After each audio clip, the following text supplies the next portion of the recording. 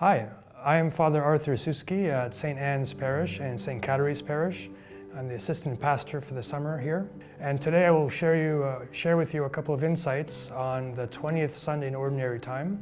A number of things that will come up from the readings, as you will notice. The first I'd like to share is regarding two ways. We're presented with two different ways in the readings today.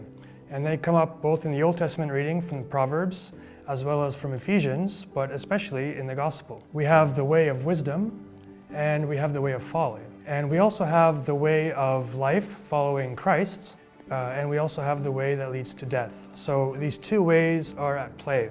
And building on that, we also have God who first takes the initiative and reaches out to humanity. So in Proverbs, we hear of Lady Wisdom reaching out to those on the streets and the marketplaces, inviting them into the rich banquet she has prepared, a banquet full of wisdom, one could assume, and insight.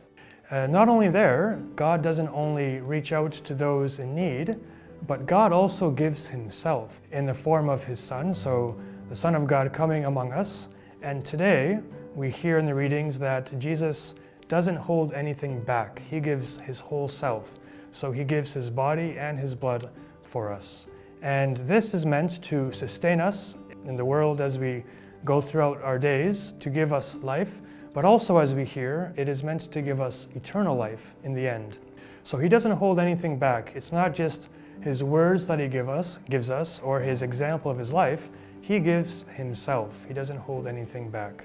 One last thought about the readings is, if you look at St. John loves to play with contrasts and opposites, light, darkness, death, life.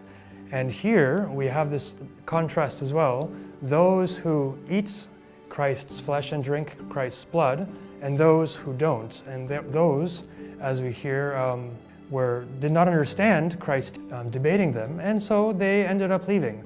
But Christ invites those who accept his teachings to follow him. But this contrast is interesting because St. John tries to show us that it's for today.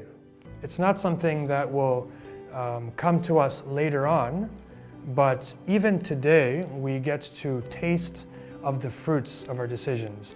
And for John, and especially for Jesus in the Gospel of John, is to believe in him is to have life. And here also today, to eat his flesh and drink his blood, really, truly, is to have life.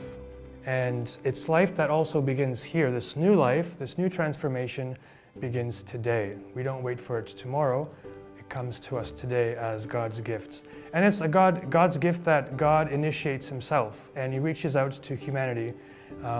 So we can choose that right way of those two ways of folly and wisdom. We can choose wisdom, and we can choose life.